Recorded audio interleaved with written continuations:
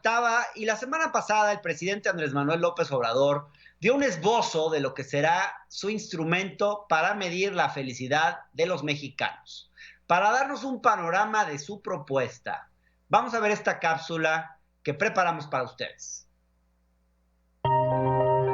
A unos días de que el país regrese a la denominada nueva normalidad, el presidente de México, Andrés Manuel López Obrador, informó que prepara un indicador alternativo al Producto Interno Bruto para medir temas como la felicidad, el bienestar y la desigualdad social. El presidente aseguró que el crecimiento económico de un país no sirve si este no va acompañado de felicidad, igualdad y democracia, por lo que informó que su gobierno trabaja en una nueva fórmula que contemple estos parámetros. López Obrador adelantó que convocará a economistas, matemáticos, econometristas y sociólogos para trabajar en la nueva medición y agregó que con este nuevo indicador México podría contribuir para que en otros países se incluyan otros parámetros que determinen el bienestar de una población. Aunque se seguirá utilizando el Producto Interno Bruto para medir el crecimiento económico, el presidente destacó que también se medirá el bienestar y los grados de desigualdad social. Sin embargo, a esto se añadirá ahora un nuevo ingrediente denominado la felicidad del pueblo. Gracias. Le doy ahora la bienvenida a Pablo Yáñez, coordinador de investigaciones de la CEPAL, precisamente para platicar sobre esto, sobre las mediciones de progreso, de bienestar, de crecimiento económico. Es un tema fascinante y Pablo Yáñez, sin lugar a dudas, es uno de los grandes expertos en este tema. Pablo, ¿cómo estás? Muy buenas noches. ¿Qué tal, Hernán? ¿Cómo estás? Buenas noches a ti y a toda tu audiencia que está aguantando hasta esta hora. No, pues es el mejor horario, el más divertido. Así es. Acabamos de tener un debate buenísimo. Sí, lo vi. Qué bueno que abres esas discusiones, ¿eh? Estuvo muy bueno. Gracias, Pablo.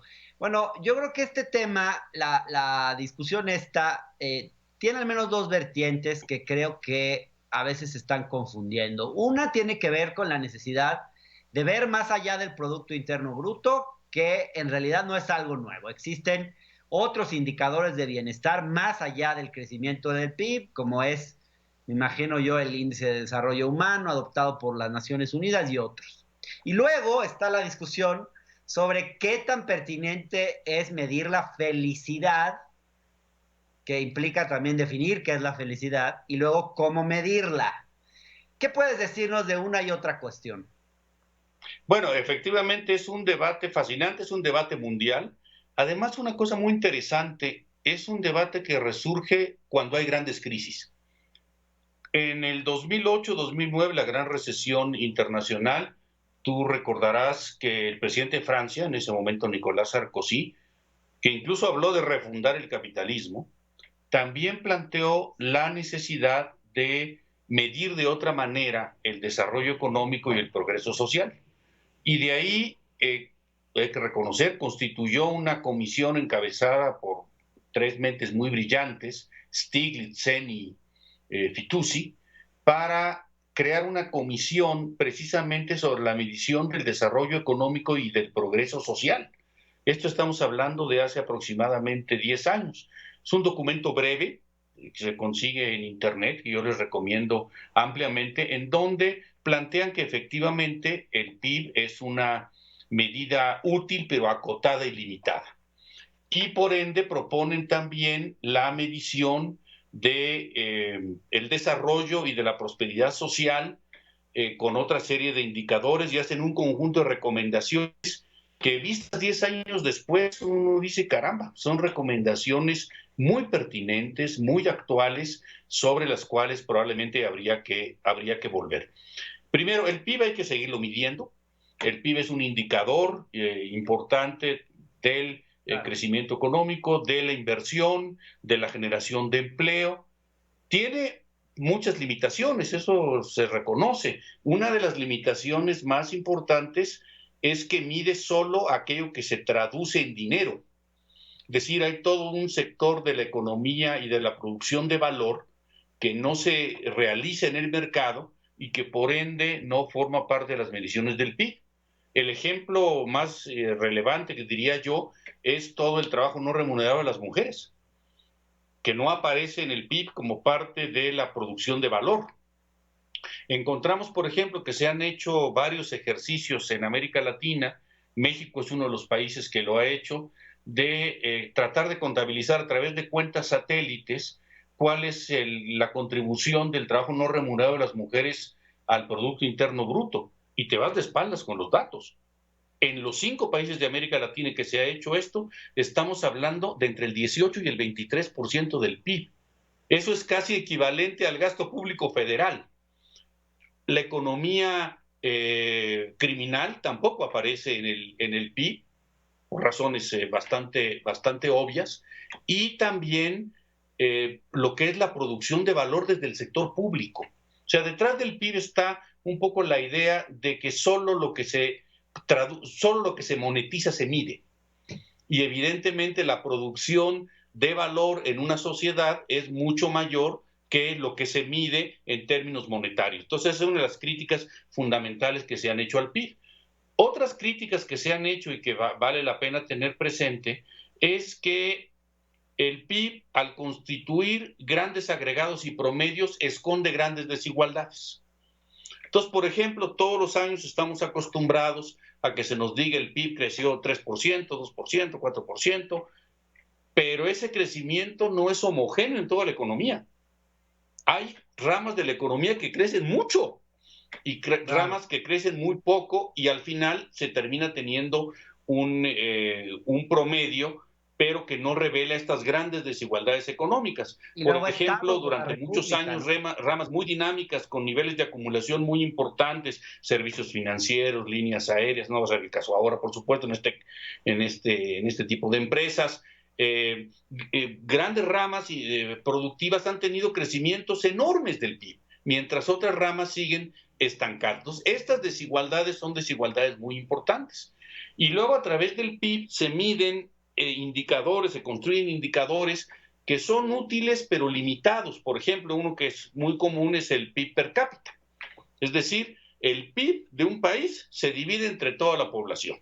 Y entonces eso te da un PIB per cápita. En el caso de México anda alrededor de los $11,000, pero pues es obvio que los $11,000 no están repartidos equitativamente entre la población. Entonces, estos promedios son promedios engañosos. Es como aquella broma que se decía que si Bill Gates entra a un McDonald's, en ese momento todos se vuelven estadísticamente millonarios. Pues sí, efectivamente, porque distribuyes la riqueza de él entre los que están comiendo ahí, y entonces todos nos volvemos millonarios. Entonces, el PIB es una herramienta útil, pero también hay que conocer sus limitaciones, sus alcances, y en esta comisión a la que he hecho referencia de Stiglitz, Seni y Fitoussi, pues una de las cosas que se revela es la necesidad de medir más el bienestar que la producción, poner más el acento en los ingresos de las familias, desagregar los datos, hacer visibles las desigualdades que hay entre familias, entre hogares, entre estratos sociales, entre territorios, y también la necesidad de incorporar nuevas dimensiones. Claro, y ahí se incorporan las dimensiones del bienestar subjetivo, que es toda una corriente que ha estado viniendo trabajándose recientemente. Algunos le llaman felicidad, bienestar. Yo creo que hay una discusión filosófica ahí importante sobre qué es bienestar subjetivo, qué es felicidad, qué es bienestar, pero hay toda una corriente que está trabajando sobre estos temas, que ya tuvo fuerza con esta comisión. En México se han desarrollado trabajos, el INEGI ha estado explorando en esta dirección, la OCDE en coordinación con la CEPAL también ha estado trabajando en estos temas. Entonces, pues son los debates contemporáneos, y que a fin de cuentas nos remite a preguntas básicas. ¿Qué es el desarrollo? ¿Cuál es el nuevo nombre del desarrollo? Y entonces yo creo que no estamos ante una discusión técnica, ante una discusión de expertos estadísticos.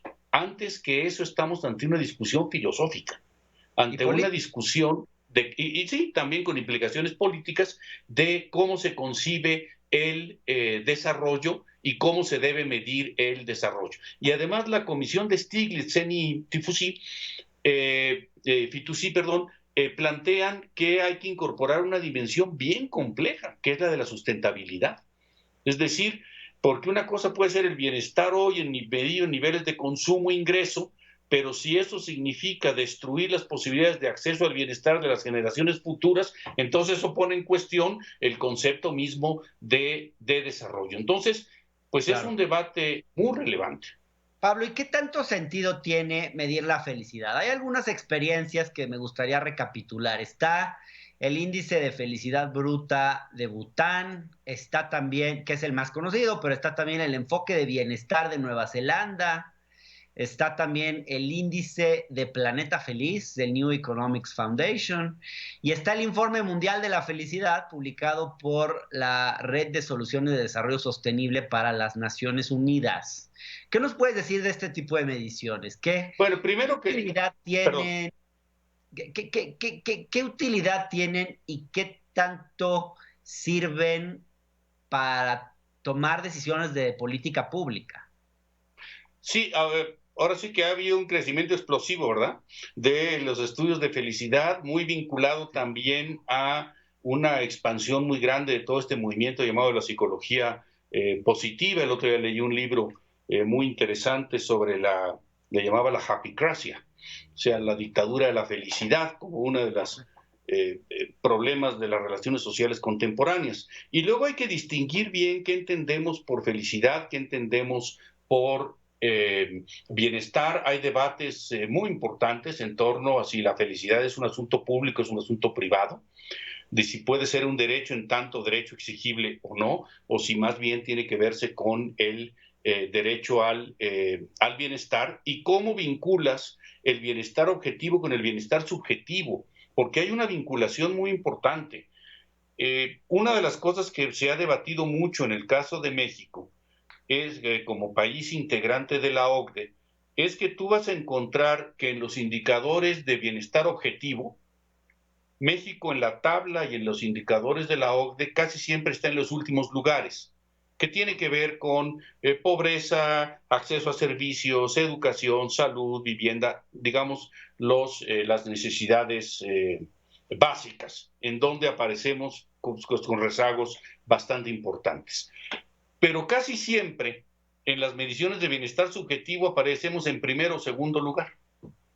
¿Cómo cerrar esa brecha y cómo explicar que haya esta disonancia tan fuerte entre las necesidades, la satisfacción objetiva de necesidades y la dimensión aspiracional, subjetiva de las relaciones humanas? Una cosa compleja.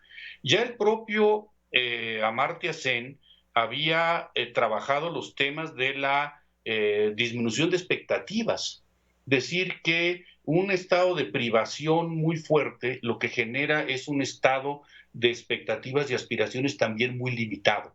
Algunos le han llamado a esto una especie de orfandad aprendida. Entonces, no puede explicarse solo la satisfacción o no con ciertas necesidades o el grado de satisfacción con la vida sin entender también el entorno material en el que se desarrolla. O sea, si tú ves que tus expectativas son muy limitadas y lo que quieres es ya no empeorar, pues no empeorar es tu umbral. Y entonces en la medida en que no empeores, bueno, pues vas a considerar que tienes un nivel de satisfacción con tu vida grande. Entonces, es una cosa compleja. Yo valoro que se esté incorporando esto, que se estén discutiendo estos temas, pero no puedes sustituir la resolución de los problemas de bienestar objetivo con bienestar subjetivo. Desde es decir, luego. Tú necesitas tener una base material y una base emocional subjetiva en proceso de desarrollo con aspiraciones crecientes y con aspiraciones al alza. Claro, desde luego. Oye, Pablo, y igual en cualquier caso sería interesante discutir cómo entender la felicidad, porque también me imagino que las variaciones culturales son muy grandes. Yo estaba viendo, por ejemplo, el índice de felicidad bruta en Bután se construye a partir de algunas preguntas como estas. Por ejemplo, te preguntan, ¿usted definiría su vida como muy estresante, algo estresante, nada estresante? No lo sé. O por ejemplo, ¿ha perdido usted mucho sueño por causa de sus preocupaciones? ¿Ha percibido cambios en el último año en el diseño arquitectónico de las casas de Bután? Fíjate. En su opinión, ¿qué tan independientes son nuestros tribunales? Se les pregunta también. Les preguntan, en el último mes, ¿con qué frecuencia socializó usted con sus vecinos? Y fíjate esta última pregunta. ¿Cuenta usted cuentos tradicionales a sus hijos? Bueno, estas son las cosas que en Bután podrían considerarse como parte de lo que hace a una persona feliz.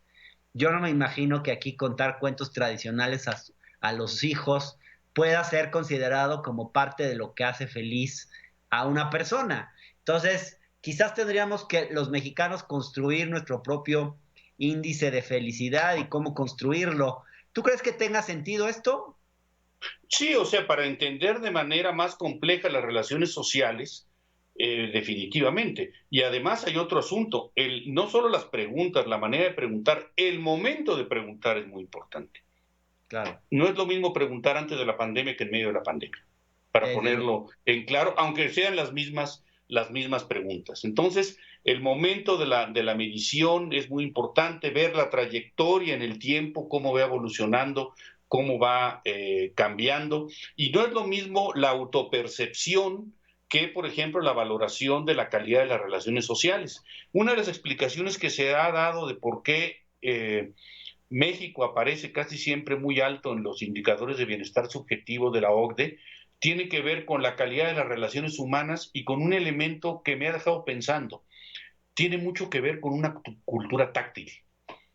Somos sociedades de mucho tacto, de mucha vinculación, e incluso entre desconocidos, la manera de saludarse, la manera de tocarse, en una conversación se toca el hombro, se toca esto, Claro. caramba.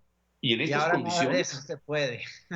no, ¿y qué va a pasar después? O sea, yo digo que ese era uno de los, el contacto humano como un contacto muy frecuente en nuestra cultura, es una cultura táctil, me Totalmente. parece que eso es clarísimo, y ahora de repente tuvo un frenazo muy grande y no sabemos cómo va a continuar posteriormente. Pero yo creo que incorporar visiones más amplias sobre el desarrollo es crucial porque el desarrollo efectivamente, y lo dice la propia comisión, no solo es producción, es también satisfacción con la vida, la dimensión del tiempo libre, por ejemplo. Eso es un Claro. elemento central en la medición del bienestar. Entonces tenemos que pensar en cuál es el bienestar que queremos para el siglo XXI. Y claro, por ejemplo, los índices de libertad que incluye esta propuesta, estas recomendaciones de la comisión a la que he hecho referencia, tienen mucho que ver con la visión de Amartya Sen sobre el desarrollo como expansión de la libertad, de la Claro. autonomía. Entonces yo Pablo, creo pues que está es muy un buena debate la apasionante. conversación. Lamentablemente nos tenemos que ir porque ya no estamos, ya estamos pasados de la hora, pero pues que se repita. Yo creo que este tema da para mucho. Sí, claro, y va a continuar, ¿eh? Evidentemente va a continuar y va a adquirir mucho más fuerza. Muchas gracias, Pablo Yáñez, coordinador de investigaciones de la CEPAL. Gracias por A esta sus conversación. órdenes. Buenas noches. Gracias, hasta luego. Dios. Y a ustedes también.